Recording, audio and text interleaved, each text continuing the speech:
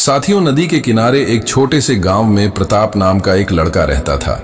छोटी सी उम्र में ही उसके माता पिता का निधन हो गया था और वह अपने चाची और चाचा के पास रहने लगा।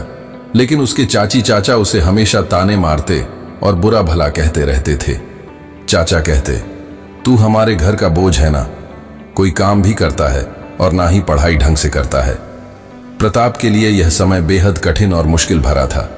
उसके मित्र स्कूल जाते थे और वह दूसरों के खेतों में काम करके या जानवरों की देखभाल करके अपना पेट पलता था।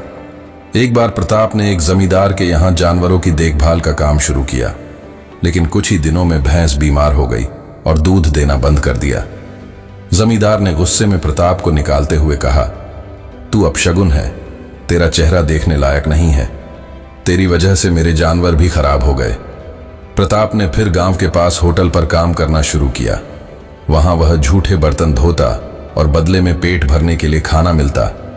लेकिन कुछ ही दिनों में होटल का मालिक भी उसे निकाल देता है और कहता है कि तू बहुत ही मनहूस और सुस्त है, तू मेरे होटल पर काम करने लायक नहीं है। हर बार असफल होने के बावजूद प्रताप ने हार नहीं मानी। जब भी उसे अपमानित किया जाता, वह खुद से कहता, अगर मैं हार मान लेता हूं तो मेरी जिंदगी हमेशा ऐसी ही रहेगी, मुझे मेहनत करना होगा। एक रात जब प्रताप भूखा प्यासा तालाब के पास बैठा था, उसने आसमान में एक चमकता तारा देखा। उसे लगा जैसे यह तारा उसे संकेत दे रहा हो। उसने खुद से वादा किया, मैं अपनी किस्मत खुद बनाऊंगा, मैं अब अपनी जिंदगी में एक दिन बहुत बड़ा काम करूंगा। अगले दिन प्रताप ने गांव छोड़कर शहर जाने का मन बना लिया और वह पैदल ही शहर की ओर निकल पड़ा।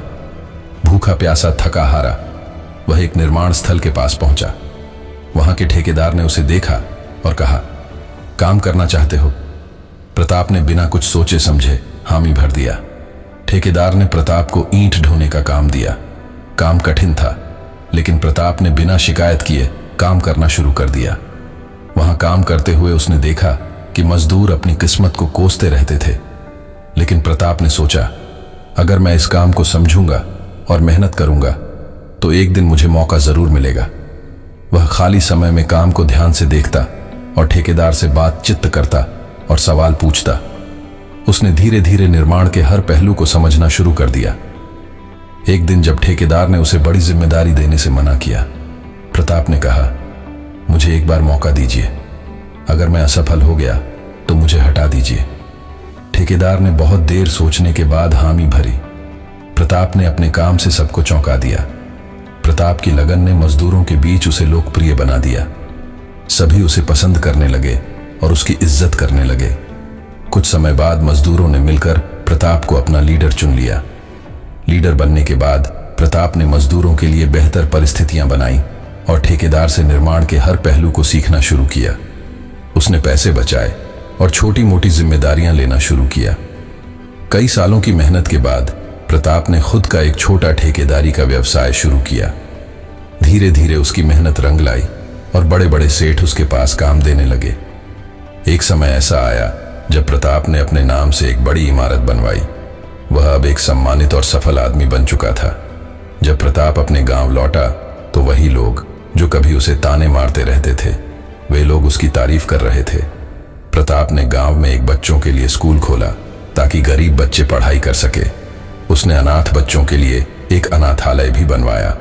प्रताप की जिद और मेहनत ने उसे यह सिखाया कि सफलता कोई रातों रात मिलने वाली चीज नहीं है, यह धैर्य, मेहनत और सीखने की लगन से मिलती है। असफलता आपको तोड़ सकती है, लेकिन अगर आप जिद्दी हैं तो वह आपको और मजबूत भी बना सकती है। प्रताप ने साबित कर दिया कि असफलताओं से घबराने के बजाय उनसे सीखकर आगे बढ़ने वाला ही असली विजेता होता है। और इसी प्रकार प्रताप ने अपनी जिद और मेहनत से अपनी सफलता का रास्ता खुद बनाया। मित्रों, आशा है कि आपको प्रताप की संघर्षपूर्ण यात्रा और उसकी सफलता की कहानी पसंद आई होगी।